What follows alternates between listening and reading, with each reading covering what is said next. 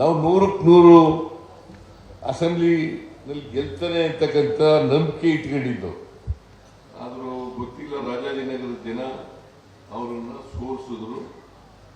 ನೀವು ಮತ್ತೆ ಈ ಚುನಾವಣೆ ಇದೆಯಲ್ಲ, ಇದು ಬಹಳ ಪ್ರಮುಖವಾದಂಥ ಚುನಾವಣೆ. ಯಾಕಂತಂದ್ರೆ ಈ ಬಿಜೆಪಿಯವರು ಜೆಡಿಎಸ್ನವರು ಒಂದಾಗಿದ್ದಾರಲ್ಲ, ಅದು ಮುಂದಿನ ಪಾರ್ಲಿಮೆಂಟ್ ಚುನಾವಣೆಗೆ ದಿಕ್ಸೂಚಿ ಆಗ್ತದೆ. ನಾನು ಹೇಳಿದ ಮಾತಲ್ಲ, ಕುಮಾರಸ್ವಾಮಿನೇ ಹೇಳಿದ ಮಾತು ಇದು.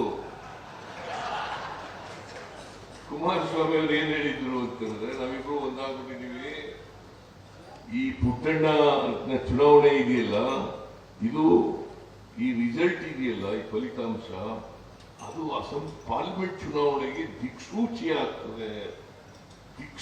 ಆಗ್ತದೆ ಅಂತ ಹೇಳಿದ್ರು.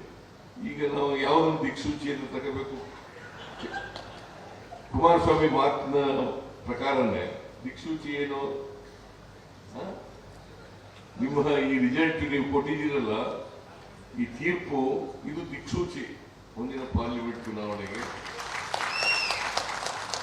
ನಾವು 100ಕ್ಕೆ 100 ಅಸೆಂಬ್ಲಿನಲ್ಲಿ ಗೆಲ್ತಾನೆ ಅಂತಕ್ಕಂಥ ನಂಬಿಕೆ ಇಟ್ಕೊಂಡಿದ್ದು.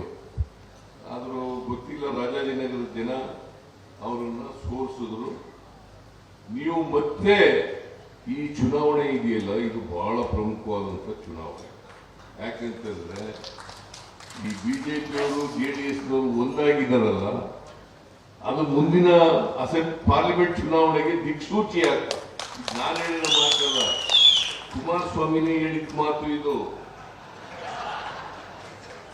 ಕುಮಾರಸ್ವಾಮಿ ಅವರು ಏನ್ ಹೇಳಿದ್ರು ಅಂತಂದ್ರೆ, ನಾವಿಬ್ರು ಒಂದಾಗ್ಬಿಟ್ಟಿದೀವಿ, ಈ ಪುಟ್ಟಣ್ಣ ಚುನಾವಣೆ ಇದೆಯಲ್ಲ, ಇದು ಈ ರಿಸಲ್ಟ್ ಇದೆಯಲ್ಲ, ಈ ಫಲಿತಾಂಶ ಅದು ಪಾರ್ಲಿಮೆಂಟ್ ಚುನಾವಣೆಗೆ ದಿಕ್ಸೂಚಿ ಆಗ್ತದೆ ಅಂತ ಹೇಳಿದ್ರು. ಈಗ ನಾವು ಯಾವ್ದೊಂದು ದಿಕ್ಸೂಚಿಯನ್ನು ತಗೋಬೇಕು? ಕುಮಾರಸ್ವಾಮಿ ಮಾತಿನ ಪ್ರಕಾರನೇ ದಿಕ್ಸೂಚಿ ಏನು? ನಿಮ್ಮ ಈ ರಿಸಲ್ಟ್ ನೀವು ಕೊಟ್ಟಿದ್ದೀರಲ್ಲ, ಈ ತೀರ್ಪು, ಇದು ದಿಕ್ಸೂಚಿ ಮುಂದಿನ ಪಾರ್ಲಿಮೆಂಟ್ ಚುನಾವಣೆಗೆ. ನಾವು 100ಕ್ಕೆ 100 ಅಸೆಂಬ್ಲಿನಲ್ಲಿ ಗೆಲ್ತಾನೆ ಅಂತಕ್ಕಂಥ ನಂಬಿಕೆ ಇಟ್ಕೊಂಡಿದ್ದು. ಆದರೂ ಗೊತ್ತಿಲ್ಲ, ರಾಜಾಜಿನಗರದ ಜನ ಅವರನ್ನ ಸೋಲಿಸಿದ್ರು. ನೀವು ಮತ್ತೆ ಈ ಚುನಾವಣೆ ಇದೆಯಲ್ಲ, ಇದು ಬಹಳ ಪ್ರಮುಖವಾದಂಥ ಚುನಾವಣೆ. ಯಾಕಂತಂದ್ರೆ ಈ ಬಿಜೆಪಿಯವರು ಜೆಡಿಎಸ್ನವರು ಒಂದಾಗಿದ್ದಾರಲ್ಲ, ಅದು ಮುಂದಿನ ಪಾರ್ಲಿಮೆಂಟ್ ಚುನಾವಣೆಗೆ ದಿಕ್ಸೂಚಿ ಆಗ್ತದೆ. ನಾನು ಹೇಳಿದ ಮಾತಲ್ಲ, ಕುಮಾರಸ್ವಾಮಿನೇ ಹೇಳಿದ ಮಾತು ಇದು.